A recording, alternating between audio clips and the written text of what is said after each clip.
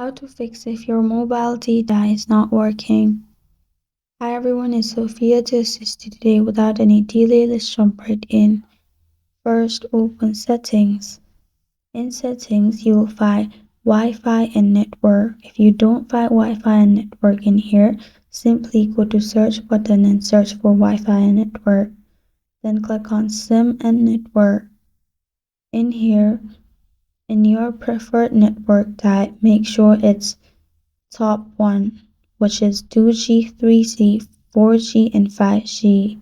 After that, restart your device and turn on your mobile data and you're good to go. That's how to fix if your mobile data is not working. Thank you for joining me today. If this video helped you out, please leave a like and subscribe for more. Got a question or want to suggest a topic, comment below. I am Sophia signing off until next time.